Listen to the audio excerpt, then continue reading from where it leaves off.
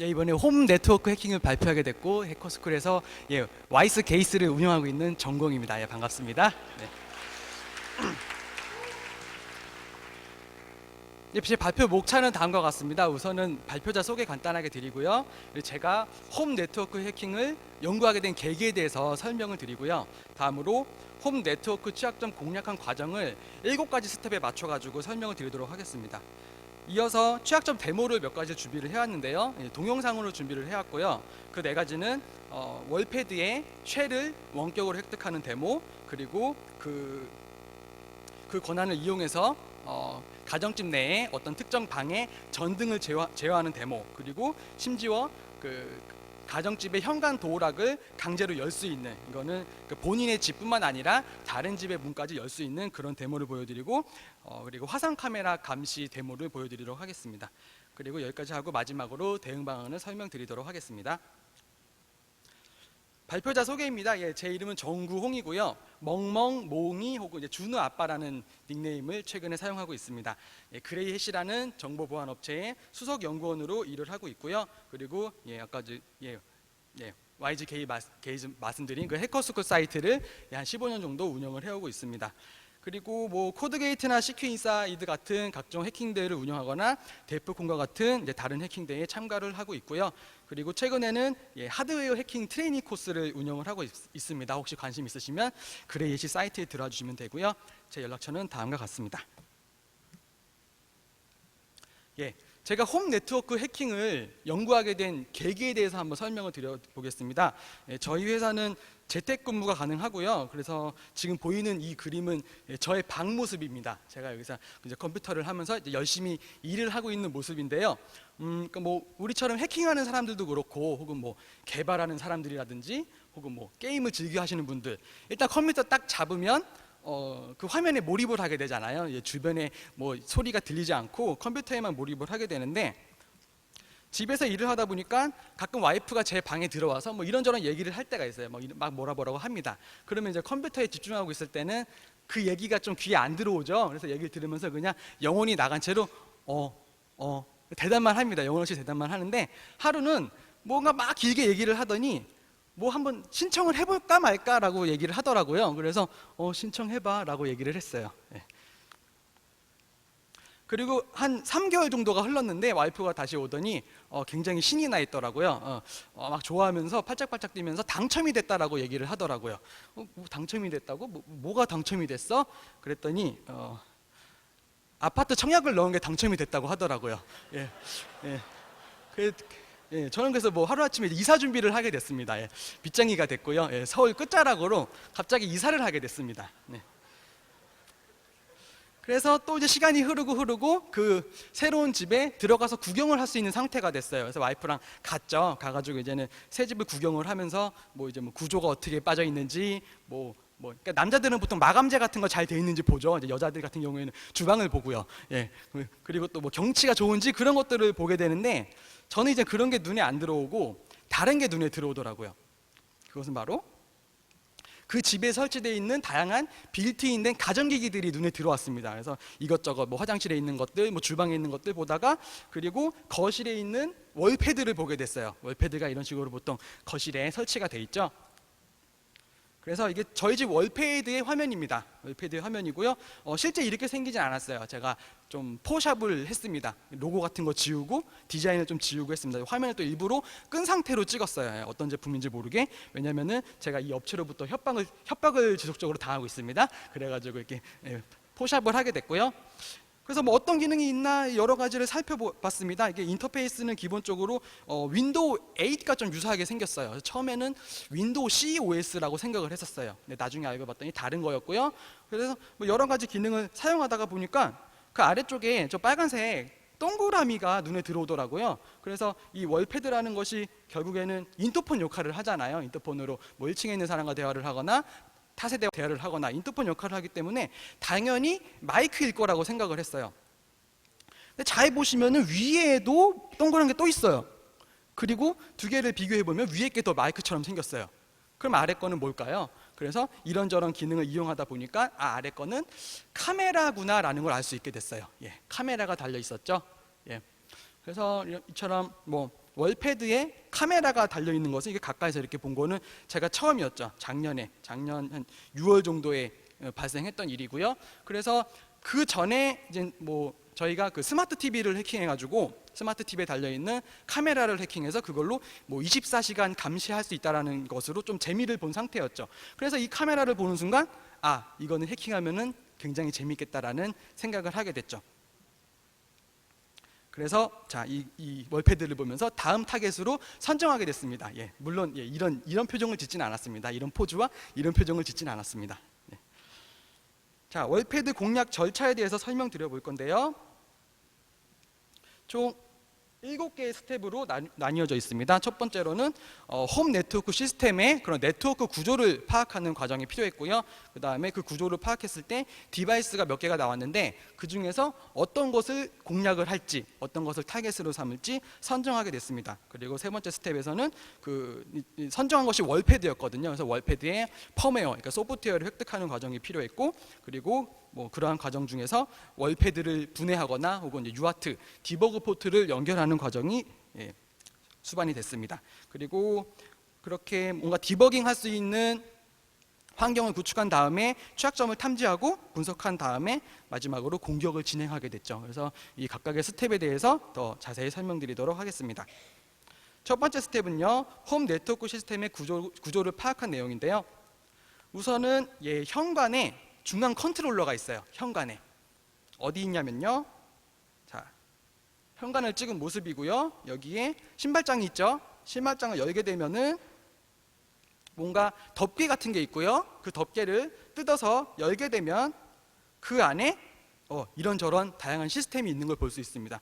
그래서 이거는 제가 처음부터 알고 덮개를 뜯은 건 아니고, 이제 처음에 이사하면 집에 인터넷이 없잖아요. 그래서 인터넷 신청을 했더니 기자분이 오셔서 여기 아래 보이는 이 올레 모뎀을 설치를 하시는데, 그때 이제는 그 신발장을 막 뜯어가지고 설치를 하시더라고요. 그래서 그 장면을 보고 저 안에 뭔가 재밌는 것들이 숨어 있구나라는 것을 알게 됐죠.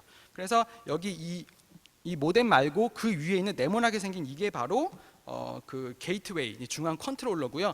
분석을 해보면 인베디드 리눅스 OS가 돌아가고 있습니다. 그리고 거실에는 당연히 월패드가 있겠죠. 월패드는 사용자 인터페이스 역할을 하게 되고요. 그 월패드를 또 이제 분석을 해봤더니 윈도우 계열이 아닌 그러니까 디자인은 마치 윈도우처럼 되어 있지만 실제 분석을 했을 때는 리눅스였고요. 좀 더 구체적으로는 안드로이드 2.3이었고 개조된 안드로이드였어요. 그래서 뭔가 뭐 앱스토어로 연결이 된다든지 뭐 새로운 앱을 설치하거나 뭔가 설정해두라고 그런 기능이 이제 없었죠. 월패드의 모습이고요. 그래서 스마트홈 제어 방식을 분석을 해보면 다음과 같습니다. 월패드는 그냥 한마디로 껍데기 역할을 하게 되고요. 그리고 그 껍데기가 중앙에 있는 중앙 컨트롤러 게이트웨이에 패킷을 커맨드 형식으로 보내는 그런 구조로 연결이 돼 있죠. 예를 들어서 월패드에서 우리가 뭐 3번 방에 불을 켜라라고 제어를 하게 되면 거기에 해당하는 패킷이 게이트웨이로 날아가게 되고요. 그리고 게이트웨이가 물리적으로 이렇게 케이블로 연결된 전등에 불을 켜거나 끄는 그런 작동을 하게 됩니다. 비슷하게 난방을 제어하거나 가스를 제어하거나 현관 도어락도 제어를 할 수 있죠. 우리 월패드로 뭐 택배 기사분 오시면 월패드로 문을 열거나 하죠. 자, 마찬가지로 1층에 누가 손님이 왔을 때도 로비를 월패드로 제어를 할 수 있게 되고요. 그리고 조금 좋은 월패드는 외출을 하기 전에 엘리베이터를 먼저 호출해 놓고 그 다음에 나가서 조금 더 빠르게 엘리베이터를 탈 수 있죠. 그리고 마지막으로 타 세대와 그 화상 통화를 할 수 있게 되는데요. 이거는 구조가 조금 달라요. 뭐 월패드에서 게이트웨이로 커맨드를 날리는 형식이 아니라 월패드와 월패드가 P2P로 연결이 돼요. IP와 IP로 연결이 되는 그런 방식을 사용하게 됩니다. 그리고 단지 내 모든 세대가 당연히 서로 연결이 돼 있어야겠죠. 그래서 뭐 몇 동 몇 호 해가지고 전화를 걸어서 그러니까 월패드로 전화를 걸어서 서로 대화를 할 수 있겠죠. 단지 내 모든 세대가 서로 연결이 돼 있고요. 그리고 작년에는 이게 사설 네트워크로 연결이 돼 있어서 인터넷까지는 연결이 안 돼 있었는데 제가 이번에 발표 자료를 다시 다듬으면서 다시 한번 확인을 해봤더니 지금 인터넷이 뚫려 있어요. 그래서 이 아파트는 인터넷까지 연결이 돼 있는 상태고요. 다음으로 공격 대상을 선정하는 단계인데요. 지금 게이트웨이와 월패드가 나왔죠. 그래서 월패드와 게이트웨이 중 무엇을 분석해야 될지 생각을 하게 됐는데요. 다시 한번 정리를 해보면 월패드는 사용자 인터페이스 역할을 하고요. 각종 제어 패킷을 얘는 송신하는 역할을 하죠. 송신을 하고, 그리고 P2P 화상 통화 기능은 이제 월패드에 내장이 되어 있습니다.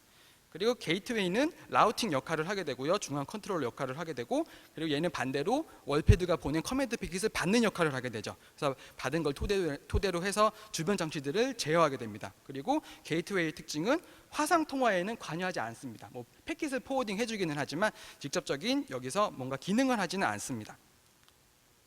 그래서 두 개 모두 결국에는 같은 패킷을 하나는 보내고 하나는 받기 때문에 어떤 것을 분석하더라도 우리가 패킷 분석을 할 수 있게 되는 거죠.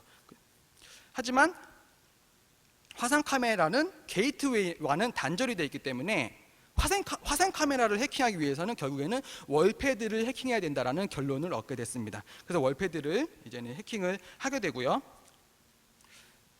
다음으로 월패드의 펌웨어를 획득하는 단계입니다. 펌웨어를 획득하는 다양한 방법들이 있죠. 첫 번째로는 제조사에서 공개하는 펌웨어, 그러니까 일종의 업데이트 파일을 그거를 다운로드 받아서 거기서 바이너리를 추출하는 방법, 그리고 혹은 자동 수동 업데이트가 될 때 중간에 우리가 패킷 스니퍼를 넣어가지고 그 업데이트 바이너리들을 우리가 훔쳐가는 방법, 그리고 3번 그 UART라는 디버그 포트에 연결하는 방법, 네 번째는 예를 들어서 뭐 백도어라든지 혹은 쉘 커맨드 익스큐션 같은 논리적인 간단한 취약점으로 먼저 치고 들어간 다음에 그다음에 거기서 파티션이나 바이너리를 추출하는 방법. 다섯 번째로는 그 기기를 완전히 분해해가지고 플래시 메모리를 디솔더링해서 그걸 물리적으로 덤프되는 방법도 있고요. 그리고 마지막으로 JTAG 포트라는 이렇게 하드웨어 디버그 표준 포트가 발견됐을 때 디버그를 통해서 펌웨어를 가지고 오는 방법이 있죠. 그 중에서 이 월패드에 해당되는 펌웨어 획득 방법은 다음과 같습니다. 패킷 스니핑으로 가져오는 것이 가능했고요. UART 포트가 존재했었고, 그리고 플래시 메모리가 일반적으로 많이 사용되는 삼성 기반의 플래시 메모리였기 때문에 떼가지고 덤프를 하는 게 가능했습니다. 세 가지로 가능했었고요. 그래서 다음으로 이제 월패드를 분해하는 모습을 보여드릴 건데요. 월패드를 분해하려면은 그냥 나사를 푸시면 됩니다. 나사가 아래쪽에 있고요. 나사를 풀게 되면 이런 식으로 떨어져 나옵니다. 떨어져 나오고 이거를 케이블을 다 뜯어가지고 이제는 보기 쉽게 하는데요. 케이블이 예를 들어서 저 이더넷 케이블을 뽑게 되면은 화면상에 경고등이 뜹니다. 경고등이 뜨면서 삐우삐우 소리가 나게 돼요. 처음에 깜짝 놀랐어요. 그래서 경비 아저씨나 뭐 관리소에서 곧 우리 집에 오겠구나라고 생각을 했는데 뭐 30분이 지나도 하루가 지나도 오지 않으시더라고요. 그래서 떼가지고 이제 겁먹지 않고 분석을 할 수 있게 됐습니다. 자, 분해를 한 모습이고요. 이렇게 다양한 뭐 CPU, 메모리, 그리고 저장 장치 같은 것들을 확인할 수 있었고, CPU는 이제 국내 뭐 넥셀이라는 회사에서 개발한 NPX2120이라는 CPU를 사용하고 있었습니다. 결국에는 ARM 기반의 프로세서였고요. 속도는 이제 800MHz 정도 됐었고, 플래시 메모리는 이제 아까 말씀드린 것처럼 삼성 기반의 플래시 메모리를 사용하고 있었고요. 그리고 각종 하드웨어 포트를 분석해 본 결과 UART 포트는 노출이 되어 있었고, 그리고 JTAG 포트는 노출이 되지 않았거나 존재하지 않는 상태였습니다. 그래서 UART 포트가 발견이 됐기 때문에 UART 접속을 하게 됐고요. UART란 이제 유니버셜 에이싱크로너스 리시버 트랜스미터의 약자로서 우리말로 하면 범용 비동기 송신기의 약자죠. 그래서 UART는 하드웨어 통신 규약의 한 종류고요. 그리고 직렬 통신을 사용하는 프로토콜입니다. 그래서 데이터를 보내거나 받을 때 각각 하나의 라인을 사용하게 되죠. 보낼 때 TX 핀을 사용하고요. 받을 때 RX 핀을 사용하게 됩니다. 이 UART 프로토콜은 다른 프로토콜들에 비해서 프로토콜이 굉장히 단순한 구조로 되어 있기 때문에 개발자분들이 디버깅 용도로 사용할 때 많이 사용하시죠. UART 포트를 찾아보면요. 이 위쪽에서 발견이 되는데요. 가까이서 보시면은 이런 모습이 되고요. 이 UART 포트가 보통 4개의 핀으로 구성이 되어 있습니다. 그래서 모양으로 봤을 때도 UART처럼 생겼고, 여기 그 PCB에 인쇄되어 있는 식자를 봐도 디버그라고 되어 있죠. 그래서 확실히 UART라는 걸 알 수 있었습니다. 그래서 UART는 금방 발견을 할 수 있었고요. 해커가 만약에 UART를 연결을 하게 되면요, 이제 뭐 다양한 이득을 얻을 수 있게 되는데요. 그 중에 대표적인 것들은 다음과 같습니다. 뭐 커널, 어플리케이션, 혹은 디버그, 에러 이런 출력되는 메시지들을 그 UART 디버깅 창을 통해서 우리가 노트북이나 데스크탑에 모니터로 볼 수 있게 되죠. 그래서 그런 정보들을 토대로 해서 취약점 공략에 필요한 다양한 정보를 획득할 수 있게 되고요. 그리고 어떤 경우에는 그 UART에서 부트로더로 연결이 되는 경우가 있어요. 그래서 부트로더로 연결이 되면은 그 안에 이제 메모리 리딩, 라이팅 기능이 다 있죠. 그래서 펌웨어를 가지고 오거나 펌웨어를 변조해서 다른 펌웨어로 갈아치우는 것이 가능해지죠. 그리고 마지막으로 운이 좋은 경우에는 그 디버그 포트에 연결을 했을 때 커맨드 쉘이 뜨는 경우가 있어요. 뭐 리눅스면 리눅스 쉘이 뜨는 경우가 있습니다. 그래서 그 쉘 상에서 펌웨어를 통째로 긁고 오거나 아니면 대상으로 삼고 있는 특정 바이너리만 가져오거나 혹은 뭐 GDB를 거기다 업로드 해가지고 동적 디버깅 하는 것이 가능해지죠. 그래서 월패드의 UART에 접속을 시키는데요. 문제는 뭐냐면 다름 아닌 그 UART 커넥터가 너무 작아가지고 제가 거기다가 케이블을 연결을 하거나 납땜을 하는 것이 거의 불가능했어요. 아무리 애를 써도 안 되더라고요. 그래서 결국에는 제대로 된 커넥터를 구매를 해야겠다라는 생각을 하게 됐고요. 그래서 그 구로 전자 유통상가에 가가지고 막 수소문하면서 다녔죠. 이거를 월패드를 이게 두 번을 갔었는데요. 처음에 한 번 갔을 때는 다들 모른다라고 해가지고 답답해가지고 두 번째는 이 월패드를 그냥 떼가지고 들고 갔어요. 들고 가가지고 막 이것 좀 맞는 것 좀 파세요, 맞는 것 좀 파세요 하다가 거의 없어요. 또 맞는 게 없고 이분들이 대량 판매를 하시는 분들이기 때문에 하나만 산다 그러면 있어도 없다 그럽니다. 있어도 막 찾으려면 한참 걸리잖아요. 안 팔려 그래요. 근데 포기하기 거의 뭐 일보 직전에 이런 업체에서 친절하신 분을 만나서 여기서 맞는 케이블 구매를 하게 됐습니다. 예. 그래서 그 케이블의 이름은 이제 몰렉스사에서 개발한 어떤 케이블이었고요. 그래서 집에 와서 이제 연결을 하게 됐죠. 그래서 UART 이게 디버그 포트 연결을 하려면 그 연결에 필요한 장비를 구매를 하셔야 되는데요. 보통 이제 옥션이나 이런 데서 구매하실 때 그 USB UART, USB RS232, 시리얼, TTL 이런 걸로 검색을 하시면 해당 장비를 한 10,000원 정도에 구매를 하실 수가 있죠. 그래서 이 장비로 UART 포트에 연결을 한 다음에 노트북에 꼽으면은 컴포트로 잡히게 됩니다. 컴 3번 이런 식으로요. 그래서 연결 절차는 요약하면 다음과 같은데요. 우선 관련 드라이버를 그 디버그 장비에 드라이버를 설치를 하시고요. 그 다음에 각 핀을 서로 맞게 연결을 하는 거죠. RX는 TX에, TX는 RX에, 그라운드는 그라운드에, VCC는 VCC에 이렇게 서로 알맞게 연결을 합니다. 연결을 한 다음에는 거기서 출력되는 메시지를 우리 컴퓨터 화면으로 보게 되는데요. 그때 주로 사용되는 소프트웨어가 이제 푸티나 엑스쉘을 많이 쓰시죠. 왜냐하면 푸티나 엑스쉘에 다 이제 시리얼 접속 기능이 있기 때문이죠. 예, 시리얼 접속 기능을 이용하면 됩니다. 마지막으로 연결 정보를 설정하셔야 되는데요. 여기서 중요한 것은 속도를 잘 설정을 해주셔야 된다는 건 속도를. 보레이트라고 하는데요. 이 월패드 같은 경우에는 115,200 보레이트를 사용하고 있었습니다. 그래서 접속을 시킬 수가 있었고요. 그 UART 디버그 포트에 연결한 화면입니다. 이렇게 연결이 되고요. 노트북을 제가 갖다 놓고 연결을 한 거고요. 그리고 좀 멀리서 보면은 이런 식으로 되죠. 그래서 지금부터 그 UART 연결했던 결과를 동영상으로 한번 보여드리도록 하겠습니다. 야호. 예. 이거는 루트. 네, 제가 멈추고 싶은데 여기까지는 없었으면 좋겠네요. 그냥 말하겠습니다. 예. 처음부터 루트가 떠가지고 그때부터 찍기 시작한 장면입니다. 제가 흥분해가지고 그때부터 찍었어요. USB 쉘. 쉘이 떠 있는 모습이고요. 제가 아마 이제 월패드를 재부팅할 거예요. 재부팅하면서 네 부팅 메시지를 처음부터 다시 보는 거죠. 재부팅을 하게 되고요. 부팅. 자, 이처럼 부팅 메시지가 UART 디버그 포트를 통해서 출력되는 것들을 볼 수 있죠. 그래서 일반적인 리눅스 부팅 그리고 안드로이드로 이어져 가지고 안드로이드 관련 부팅 메시지들을 확인할 수 있어요. 그리고 마지막에는 뭐가 뜨냐면 네, 이렇게 쉘이 떠버리네요. 무려 루트 쉘이 떠버립니다. 안돼, 준이야. 안돼, 고장내면 안돼. 안돼.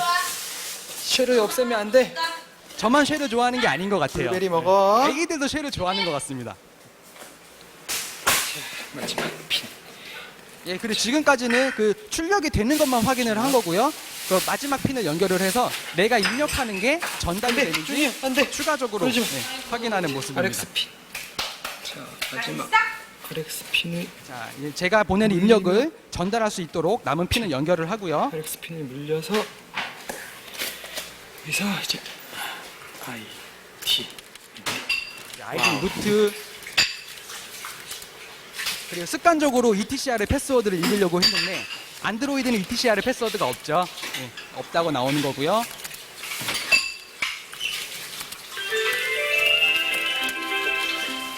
네, 이런 식으로 ls 명령해서 제대로 된 파일 시스템이 보이는 거를 확인할 수 있었죠.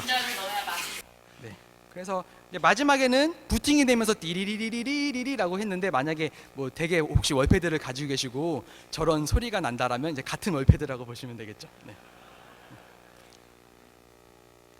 예, 다음으로 이제 쉘 접속 후 확인된 내용들입니다. 우선 UART 접속 시에 바로 루트 쉘이 나왔다라는 거 너무 땡큐 하게도 루트 쉘이 바로 나왔고요. 그리고 안드로이드 기반 운영체제, 저는 이제 처음에는 말씀드린 것처럼 윈도우 C 기반일 거라고 생각을 했는데 안드로이드 기반의 운영체제가 나와서 좀 놀랐었고요. 그리고 텔넷 포트 23번 포트가 열려져 있었어요. 넷스테이트 명령으로 확인을 했었죠. 그리고 그 외에 홈 네트워크 작동에 필요한 다양한 포트들이 이제 TCP 포트, UDP 포트가 열려 있었고요. 그 외에 이제 다양한 프로세스들이 실행 중이었습니다. 그래서 지금 쉘을 얻었기 때문에 그 안에서 다양한 취약점 분석이 가능하겠죠. 그래서 취약점 분석을 했었고요. 이 취약점 분석은 몇 가지를 가정을 하고 분석을 시작하게 됐는데요. 우선은 모든 제어가 현재 네트워크 패킷 기반으로 이루어져 있잖아요. 커맨드 형식으로 이루어져 있기 때문에 패킷 리플레이 어택이 먹힐 것이다 라고 일단은 기본으로 깔고 들어갔고요.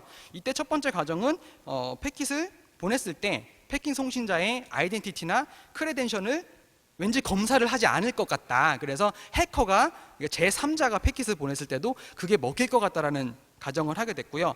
만약에 검사를 하더라도 그거를 뭔가 바이너리 분석을 통해서 취약점을 찾아서 그걸 스푸핑하거나 바이패스 할 수 있을 것이라고 가정을 했죠.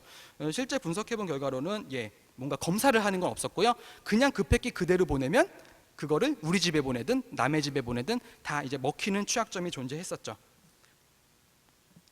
취약점 분석 대상은요, 첫 번째로는 월패드와 게이트웨이 사이에 패킷을 분석했고요. 이제 패킷 스니핑을 통해서 분석을 하게 되겠죠. 그래서 스마트홈의 시스템, 불을 켜거나 현관문을 열거나 그런 것을 제어하는 것을 취약점 분석을 하게 됐었고, 두 번째로는 이제 월패드의 그 화상 통화 기능은 패킷을 이용하지 않는다 그랬잖아요. 이거 그 게이트웨이로 커맨드 패킷을 보내는 형태가 아니라 월패드 자체에 있는 서비스를 이용하기 때문에 이제 월패드 자체를 침투해서 들어갈 수 있는 그런 취약점이 필요해지는 거죠.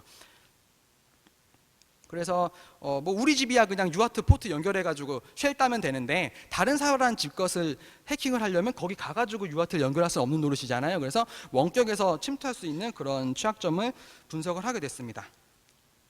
그래서 바이너리 분석은 아이다와 지금 CPU가 ARM이기 때문에 ARM 헥스레이가 먹히죠. 그래서 헥스레이를 이용해서 분석을 했었고요. 그리고 네트워크 패킷 분석은 일단은 그 리눅스 쉘상에서 TCP 덤프를 이용해서 먼저 덤프를 뜬 다음에 TCP 덤프가 좀 눈으로 보기 좀 어렵게 돼 있잖아요. 그래서 그거를 제 PC로 가져와서 와이어샤크로 다시 분석하는 그런 과정을 거쳤습니다. 네, 그래서 이러한 바이너리 분석과 패킷 분석을 통해서 발견한 취약점들을 정리해보면 다음과 같습니다. 우선 첫 번째로는 텔레 서비스가 열려 있고, 그리고 그 텔레 서비스의 패스워드가 암호화되어 있지가 않았어요. 그냥 바이너리에 그냥 스트링으로 박혀 있었다는 얘기고요. 그리고 더 황당한 것은 그게 기기별로, 그러니까 세대별로 다르게 설정이 돼 있어야 되는 부분이잖아요. 근데 다르게 설정이 돼 있지 않고 모두 다 똑같은 패스워드를 사용하고 있었습니다. 그리고 두 번째로는 모든 제어 통신 패킷이 전혀 암호화가 되어 있지 않고 평문으로 날아갔었기 때문에 해커가 그걸 잡아서 너무너무 쉽게 분석을 하는 것이 가능했었고요. 그리고 마찬가지로 모든 제어 통신 패킷의 인증 절차라든지 혹은 AC에 어디서 오는 것만 수용을 한다라는 그런 제어가 없었기 때문에 제3자가 패킷을 보냈을 때 취약했었죠. 네 번째로는 특정 서비스 CMX NP라는 서비스가 있는데 이게 사실 그 월패드에서 핵심적인 역할을 하는 서비스입니다. 그 서비스에 일종의 백도어 같은 커맨드가 발견이 됐었고요. 이제 원격에서 임의 명령 실행이 가능한 커맨드가 발견이 됐었고, 그 외에 이제는 저 위에 말씀드린 CMX, NXP뿐만 아니라 많은 다양한 서비스들이 스트링 카피 함수와 sprintf 함수를 너무 많이 쓰고 있어가지고 시스템 해킹 공격에 취약했습니다. 그러니까 보안이 총체적으로 보안이 잘 안 돼 있었다라는 거죠. 그래서 이제 공격을 진행한 부분인데요. 마지막 스텝입니다. 우선은 텔넷 계정을 분석했는데요. 우선 안드로이드니까 ETCR의 패스워드나 섀도우가 존재하지 않겠죠. 그래서 그 텔넷 접속을 처리하는 바이너리를 찾아서 분석을 하게 됐는데요. 그 바이너리가 유저 빈 밑에 로그인이라는 바이너리였고요. 그리고 이 바이너리 안에 계정 정보를 아예 그냥 자체적으로 가지고 있는 것을 확인하게 됐습니다. 그리고 암호가 뭐 해시화 되어 있지 않고 그냥 평문 그대로 존재하는 것을 확인할 수 있었습니다. 그래서 로그인 바이너리를 제 컴퓨터로 가지고 와서 아이다에 물린 다음에 로그인할 때 패스워드가 틀리면 로그인 인커렉트라는 메시지가 뜨게 되죠. 그래서 그거를 이제 문자의 목록에서 확인을 한 거고요. 얘를 크로스 레퍼런스에서 따라가게 되면은 해당 코드가 보이겠죠. 그래서 해당 코드를 분석을 했더니 이제 여기서는 그 정상적인 암호인지 비교를 한 다음 루틴이고요. 여기 이제 캡처는 안 했지만 그 위쪽을 보면은 그 평문 바이너리가 노출이 되어 있는 것을 볼 수 있었습니다. 그래서 이렇게 획득한 텔넷 계정 정보를 가지고 저희 집에도 물론 들어갈 수 있었고 저희가 그 윗집이랑 조금 친해요. 그래서 윗집 아저씨한테 얘기를 하고 우리가 이제 이렇게 한번 해보려고 한다라고 미리 양해를 구하고 이제 그분이 도와주셔가지고 뭐 시연도 하고 이게 이제 방송에도 나가고 했었거든요. 그래가지고 윗집을 텔넷을 치고 들어갔을 때 제대로 로그인이 되는 것을 확인했죠. 그리고 이것은 굳이 뭐 윗집에 해보지 않더라도 그 문자를 봤을 때 딱 봐도 그냥 일반적으로 사용되는 약간 회사명처럼 보이는 그런 패스워드였죠. 뭔가 난수 값이 적용되지 않는 그런 평문이었어요. 그래서 전체 다 적용이 된다라는 얘기고요. 그렇다면은 다른 사람 집에 들어가려면 그 집의 IP를 알아야겠죠. 그렇죠? 그래서 IP 체계를 분석을 해야 했었는데요. 이게 저희 집 IP라고 가정을 하겠습니다. 10.7.5.32 게이트웨이 IP였고 월패드 IP는 10.7.5.31이었는데요. 일단은 10점 같은 경우에는 그 사설 IP이기 때문에 10점으로 시작을 했겠죠. 그래서 10이 공통이고요. 그리고 다음 7은 동을 나타내고 있습니다. 7동을 나타내고 있고요. 다음 5는 층수를 나타냅니다. 5층을 나타내고 있고요. 다음으로 30 혹은 3일에서 보이는 3은 호수를 나타냅니다. 그래서 이걸 조합하면은 7동 503호가 나오게 되는 거죠. 이런 식으로 우리가 원하는 대상을 딱 그 체계에 맞게 매치를 시켜가지고 접속을 할 수 있게 되는 거죠. 그럼 마지막 뒷자리는 뭐냐? 0일 때는 게이트웨이, 1일 때는 월패드 이렇게 구별이 됩니다. 자, 이번엔 총 4가지 데모를 보여드리도록 하겠습니다. 전등을 제어하는 모습, 그리고 현관 도어락을 제어하는 모습, 그리고 임의 명령을 실행하는 거, 그리고 화상 카메라, 그리고 마이크를 제어하는 것을 보여드리도록 하겠습니다. 전등 제어는요. 전등 제어는 패킷 스니핑을 해본 결과 XML 형태로 되어 있었고요. 이런 모양새를 가지고 있습니다. 그래서 이게 가까이서 보면은 우리가 대상 전등을 일단은 선택할 수 있어요. 1번 방의 전등, 2번 방의 전등, 3번 방의 전등 이런 식으로 방을 그냥 넘버로 1, 2, 3로 지정을 할 수 있고요. 다음으로 인자로 뭐가 들어가냐면은 라이트 온과 라이트 오프가 들어가요. 켜라, 꺼라 이게 들어가는 거죠. 그래서 지금 2번 방의 전등을 키라는 패킷이고요. 이 패킷의 예제를 보여드리고 있는 거고, 그래서 이거를 이제 동영상으로 보여드리도록 하겠습니다.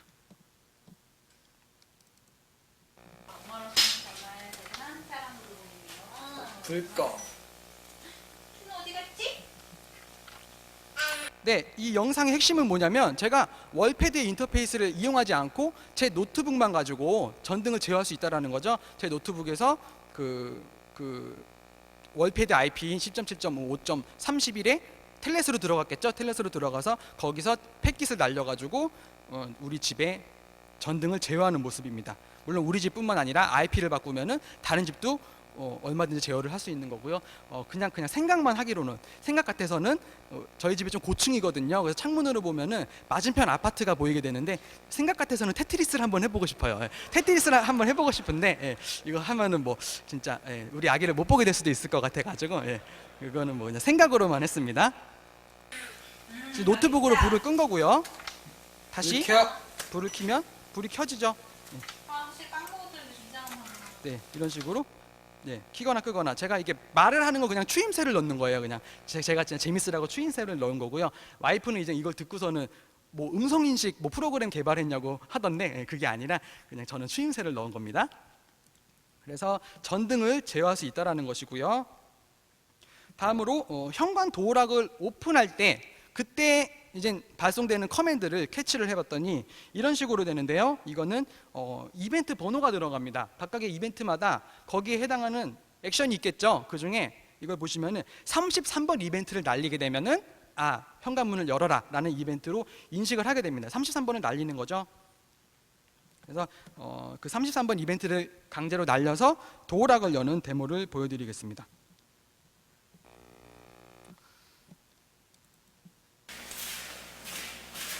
자, 여러분, 제가 이제부터 이 노트북 하나만 가지고 현관문을 열어보도록 뭐 노트북 하나만 가지고 현관문을 열겠다 이런 말을 하고 있는 겁니다. 자, 패킷을 날리면 문이 그냥 열리고요. 네, 열고 들어가고 자, 다시 한번 열어보도록 하겠습니다. 패킷을 날리면 또 문이 열리게 되는 거죠. 이렇게. 이거는 IP만 바꾸면 다른 집이 열리는 거죠. 5층 가가지고 지금 5층이니까 7층 가서 IP만 7로 바꾸면 그 집 문이 열리는 거죠. 그렇다면은 지금 무선으로 문을 열었잖아요. 어떻게 무선으로 열었냐? 별다른 게 아니라 그 게이트웨이가 있는 그 뚜껑을 열게 되면은 남은 포트가 많아요. 남은 포트가.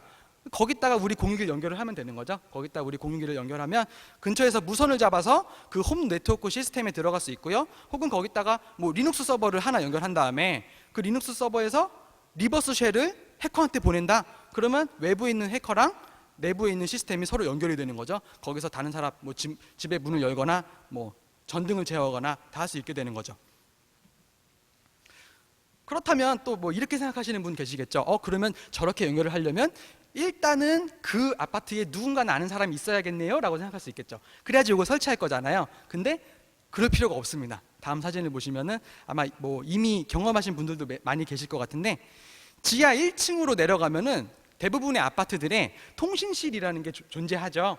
통신실. 그리고 저도 이제 통신실이 보이게 되면은 저는 항상 열어보는 이제 안 좋은 습관을 가지고 있는데요. 열어보게 되면은 다 열려요. 그냥 다 열려요. 들어가면은 다 인터넷이 다 여기다 노출이 돼 있습니다. 여기서 그냥 연결해가지고 IP 받아서 그러면은 꼭 그 아파트에 누군가 있지 않아도 이처럼 통신실에 침투해가지고 이상한 짓을 할 수 있는 거죠. 그리고 들어가고 나올 때 연기를 잘해야 돼요. 직원인 것처럼 하고서는 들어가 뭐 하나 이런 거 매구 하나 들어갔다 나왔다가 해야 돼요. 자, 다음으로는 이미 명령 실행 가능한 패킷인데요. 이것은 이제 패킷만 보여드리겠습니다. 보시면 다양한 XML 커맨드가 존재하는데 그거를 쭉 보다 보니까 exec라는 커맨드가 발견됐어요. exec 뭐죠? 뭐 execute 혹은 exec v2의 약자겠죠. 명령을 실행하는 커맨드죠. 그래서 거기다가 인자로 ls 명령을 같이 보내게 되면은 ls 명령이 실행이 되는 거죠. 이게 뭐 백도어인지 아니면 어떤 기능상에 필요한 기능인지는 모르겠지만 이런 식으로 원격에서 어떤 특정 포트를 이용해 특정 포트에 접속을 해서 원하는 명령을 실행하는 것이 가능했고요. 그리고 마지막으로 이제 화상 카메라 마이크를 제어하는 부분인데요. 사실 이 부분이 좀 많이 힘들었어요. 이 부분이. 왜냐하면 원래 처음에는 이게 안드로이드니까 그냥 카메라와 마이크를 제어하는 앱을 만들어서 올리면 게임 오버일 줄 알았거든요. 근데 그렇지 않더라고요. 일단 앱을 정상적으로 올리는 게 좀 막혀 있었고요. 그거를 어떻게 잘 해가지고 올리긴 했는데 카메라를 딱 플레이를 했더니 어떤 현상이 발생했냐면은 그 카메라가 그 거실을 비추고 있는 그 카메라, 그러니까 월패드 앞에 달려 있는 카메라가 나오는 게 아니라 영상이 그 현관 앞에 누군가 와서 벨을 눌렀을 때 그 사람의 얼굴을 볼 수 있잖아요. 그쪽이 하필이면 그쪽에 연결이 돼 있어가지고 카메라를 아무리 디바이스를 오픈해서 보더라도 현관 방만 볼 수 있게 되는 거예요. 그래가지고 앱을 이용해서 카메라와 마이크를 제어하는 것은 실패했습니다. 실패를 했고요. 이거를 어떡하나 뭐 커널 드라이버를 만들어야 되나 막 계속 고민을 하다가 공부를 하다 보니까 G스트리머라는 리눅스 기반에 사용되는 그런 영상 스트림을 보내거나 실시간으로 그 화면에 출력해 줄 수 있는 그런 라이브러리가 있더라고요.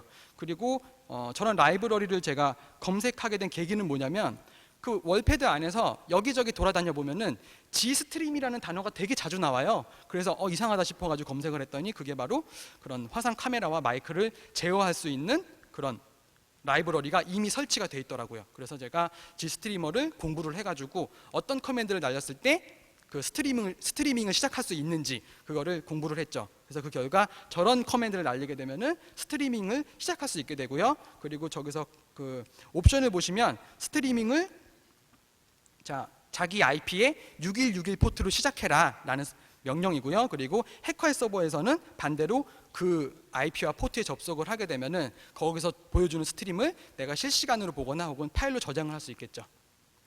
그래서 그 데모를 보여드리도록 하겠습니다. 화상 카메라인데요. 사실 뭐 이것도 좀 재밌게 찍고 싶긴 했는데 그 재밌게 찍고 싶다라는 생각을 이미 패치가 된 후에 생각을 하게 돼가지고 좀 재미없는 영상입니다. 이거는. 네. 저희 윗집입니다. 윗집에 계신 이제 아저씨와 아주머니고요. 예, 왼쪽에 있는 이제 남성분과 여성분은 이제 BOB 학생입니다. BOB 학생 앉혀놓고서는 한번 찍어본 겁니다. 네. 네, 이렇게 다른 집을 훔쳐볼 수 있다라는 거고요. 보통은 저 위치에 보시는 것처럼 이제 쇼파가 가게 돼요. 쇼파가. 왜냐하면 그 맞은편에 TV를 설치를 하게끔 이렇게 모양이 되어 있거든요. 거기에 이제 전원이 나오게 되어 있고 그렇기 때문에 보통은 저쪽에 쇼파가 있게 되죠. 네. 그래서 이제 개인 사생활이 많이 노출이 될 수 있는 환경인 거죠. 자, 마지막으로 대응 방안입니다. 우선은 월패드나 게이트웨이의 취약점, 특히 리모트 취약점을 제거하는 게 무엇보다 중요하겠죠. 왜냐하면 아무리 뭐 난독화를 시키고 뭐 방어를 하고 하더라도 그 기기 자체에 취약점이 있다면은 그렇다면 결국엔 뚫리겠죠. 그래서 뭐 계정 정보나 각종 패스워드 정보를 이제 암호화를 했었고, 그리고 버퍼 오버플로우나 포맷 스트링 같은 다양한 취약점들을 이제 패치를 해야 되고요. 몇 가지는 이미 패치가 된 상황이고요. 그리고 해커의 리버싱을 방해해야겠죠. 지금 패스워드 같은 거 다 그냥 이렇게 평문으로 보여버리면 안 되겠죠. 난독화를 하거나 안티 리버싱을 요즘에 이제 안드로이드 뭐 스마트폰 앱 쪽에는 많이 적용이 되는 추세인데 인베디드 쪽에는 그런 게 전혀 없는 것 같아요. 그래서 그런 게 인베디드 쪽에도 이제 앞으로는 적용을 해 나가야 될 것 같고요. 그리고 이상 패킷을 모니터링 해야겠죠. 아무래도 그 네트워크 안에 해커가 침투하게 되면 취약점을 분석하는 과정에서 굉장히 이상한 패킷을 막 보내게 됩니다. 퍼징을 한다든지 하면서 이상한 패킷을 보내게 되는데, 그처럼 예상되지 않은 패킷을 받았을 때는 경고를 하게끔 시스템이 구축이 돼 있어야 될 것 같고요. 특히 디바이스에 쉘이 접속됐을 때는 그때는 그거는 장악당했다는 얘기잖아요. 그래서 일단은 쉘이 접속됐을 때 AS 기사가 접속한 건지 아니면 그게 아닌지 그거를 판단을 해가지고 경고를 또 발생하는 그런 절차가 필요할 것 같습니다. 자, 그리고 저희가 이제 스마트 TV 때도 제안한 방법인데, 마이크나 카메라를 사용할 때는 하드웨어적으로 표시를 해버리는 거죠. 불이 들어오게 지금 카메라를 쓴다, 마이크를 쓴다라고 화면에 표시되게끔. 그러면 하드웨어적으로 구현을 해버리면 해커가 아무리 몰래 그 카메라를 작동한다고 하더라도 불이 들어올 거기 때문에 왜 지금 불이 들어오지? 내가 지금 해킹당했나라고 알 수 있겠죠. 그리고 다음으로 제어 패킷의 어떤 송신자의 아이덴티티를 제대로 확인을 해야 될 거고요. 제대로 된 월패드에서 패킷이 온 건지, 그리고 IP는 맞지만 맥도 맞는 건지 그런 걸 제대로 확인을 해야 되고요. 그리고 당연히 제어 패킷을 암호화를 해야겠죠. 뭐 대칭키로 암호화를 하거나 비대칭키로 암호화를 하거나 어쨌거나 암호화를 해야 됩니다. 대칭키를 암호화를 했을 때는요, 제3자가 패킷을 스니핑한다고 하더라도 걔를 변조하지 못하죠. 해석을 하거나 암호화가 되어 있기 때문에 어떻게 할 수가 없게 되고요. 이때 주의사항은 세대별로 서로 다른 키를 사용해야 되겠죠. 다른 키를. 만약에 전부 다 같은 키를 사용해버리면 해커가 제가 했던 것처럼 본인 집의 월패드를 분석을 해서 키값을 추출하고 그걸로 다른 세대를 또 공격할 수 있겠죠. 그래서 세대별로 다른 키를 사용하고 키의 규칙성이 존재하면 안 되고요.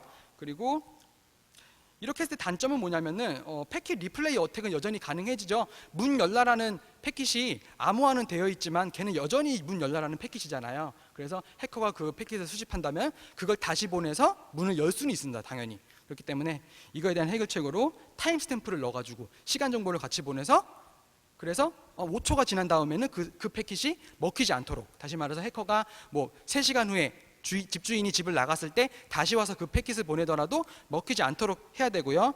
비슷한 방식으로 넌스값, 그러니까 난수값을 생성을 해서 그거를 서로 난수값을 공유하면서 그게 맞아야만 패킷이 허용이 되도록 그런 식으로 코딩을 하셔야겠죠. 비대칭키는 RSA죠. 예, RSA를 적용시켰을 때도 제3자가 마찬가지로 패킷을 해석하거나 변조하지 못하게 되고요. 이때 단점은 뭐냐면 해커가 자신의 공개 키와 개인 키를 이용해서 RSA 통신을 해버리면은 또 뚫리는 경우 많죠. 스마트폰 앱 같은 것도 그런 식으로 많이 뚫리게 되죠. 그래서 여기에 대한 해결책으로는 이제 주로 사용되는 것이 서티피케이트 피닝과 퍼머넌트 세션이 많이 사용되죠. 서티피케이트 피닝은 크게 두 가지로 볼 수 있는데 어떤 특정 업체에서 발급한 인증서만 허용하도록 세팅을 하거나 혹은 퍼블릭 키를 그냥 그 기계에다가 픽스를 시켜가지고 이 퍼블릭 키로만 무조건 작동하게. 그러니까 상대방이 퍼블릭 키를 보내면 예를 들어 해커가 퍼블릭 키를 보내면 그거랑 자기 가지고 있는 퍼블릭 키랑 비교를 해서 맞는지 틀리면 드롭시키는 그런 과정이 필요할 거고요. 퍼머넌트 세션은 단 한 번 세션을 생성해서 쭉 가는 거죠. 그래서 월패드를 예를 들면은 초반에 아파트가 구축됐을 때 그때 각 기기별로 서로 다른 난수 값으로 세션을 만든 다음에 그걸로 쭉 가는 거죠. 그래서 해커가 만약에 자기 월패드를 분석을 했다고 하더라도 남의 집의 세션은 다를 거기 때문에 우리가 보낸 패킷이 먹히지 않게 되겠죠. 이런 식으로 보안 코딩을 해서 해결을 해야 되는 부분이고요. 현재 패치 상황은요, UART 콘솔이 더 이상 접속했을 때 메시지가 뜨지 않게 바뀌었고요. 그리고 텔레서비스가 닫혀버렸습니다. 텔레서비스가 닫히고 대신 SSH가 열렸어요. 그리고 암호는 제가 알고 있는 암호는 더 이상 당연히 먹히지 않고요. 섀도우 파일로 대체가 됐겠죠. 그리고 패킷 리플레이 어택을 제가 가지고 있는 패킷을 아무리 보내도 먹히지 않게 됐고요. 그리고 어떤 식으로 패치를 했는지는 몰라요. 왜냐하면 제가 다시 지금 들어갈 수 없는 상태이기 때문에 어떤 식으로 패치를 했는지 모르고요. 그리고 원격 명령 그 백도어도 잘 되던 것이 지금은 이제 먹히지 않게 됐습니다. 그래서 이런 식으로 이제 제가 제보한 취약점들이 전부 패치가 됐고요. 제가 이제 또 혹시나 이제 그 준비하면서 다른 취약점이 있나 봤었는데 그냥 잠깐 봐서는 안 나오더라고요. 예, 제대로 패치가 잘 된 것 같고. 그렇다면 이제는 홈 네트워크 해킹 끝이냐? 예, 아직 그렇지 않습니다. 예. 자, RF 해킹이 남아 있습니다. RF 해킹 이게 뭐냐면요, 우리가 그 월패드에서 문 열린 버튼을 누르죠. 문 열린 버튼을 누르면 그 도어락이 문이 열리게 되는데 잘 생각을 해보시면 도어락이 문이 열릴 때 거기 유선이 그 안에 들어가 있지는 않을 거잖아요. 그 문에 어떻게 쇳덩어리에 유선이 들어가요. 그리고 눈으로 보더라도 유선이 들어가는 부분을 찾을 수가 없어요. 유선이 아니라면 무선이죠, 무선. 그래서 우리가 문 열린 버튼을 누르면 RF 신호, 그러니까 라디오 신호가 전송이 돼가지고 그거를 받았을 때 문을 열게 돼 있습니다. 그러면 해커가 중간에서 그 신호를 가로채서 분석을 하고 어떤 포맷인지를 안 다음에 그거를 조작을 하게 되면 우리 집뿐만 아니라 다른 집의 문도 열 수 있게 되겠죠. 그래서 이거에 대한 분석을 현재 진행 중인데요. 433MHz 통신을 한다는 것을 확인을 했고요. 현재 이제 패킷을 캡처해서 분석을 하려고 하고 있는 상태입니다. 그래서 이거에 대한 발표는 아마 올 11월에 열릴 코드 엔진에서 아마 볼 수 있게 되실 것 같습니다. 네. 결론은 이제 7가지 스텝을 거쳐서 그 홈 네트워크 시스템을 공략하게 됐었고요. 그리고 또 다른 결론은 일단은 인베디드 장비의 보안을 잘 하기 위해서는 오버플로우나 포맷 스트링 같은 그런 취약점이 발생하지 않도록 철저한 시큐어 코딩을 해야 된다는 거고, 패킷을 다룰 때는 항상 암호화는 기본적으로 해야 돼요. 그리고 송신자의 아이덴티티를 제대로 확인을 해야겠죠. 그리고 리버싱 방지를 위한 난독화 및 안티 리버싱 솔루션이 적용이 돼야 될 것 같고요. 그리고 하드웨어적인 보안 작업도 필요하겠죠. 왜냐하면 해커들이 하드웨어 쪽으로 많이 접근을 하니까 UART나 JTAG 포트에 어떤 거기서 유용한 정보가 흘러나가지 않도록 차단을 하거나 어떤 뭔가 패스워드를 한 번 더 걸어 놓는다든지 그런 식의 보안 작업이 필요해집니다. 그리고 마지막으로 이제 인베디드 분야에서도 언제든지 그런 기기들이 해커의 먹잇감이 될 수 있다라는 인식의 전환이 필요한 것 같아요. 그래서 월패드도 보시면 암호화라든지 텔넷이라든지 이런 것들을 보면은 전혀 보안적인 신경이 안 쓰여져 있다라는 걸 알 수 있는데요. 그래서 아마도 개발하시면서 설마 이런 짓을 하는 이상한 애는 없겠지라고 생각을 하면서 개발을 하셨겠죠. 하지만 아시다시피 요즘에는 해커들이 인베디드 장비를 굉장히 많이 노리기 때문에 그런 인식의 전환이 전체적으로 필요할 것 같습니다. 네, 시간이 한 3분 오버됐기 때문에 저도 질문은 개별적으로 받도록 하고요. 네, 여기서 마치도록 하겠습니다. 들어주셔서 감사합니다. 네.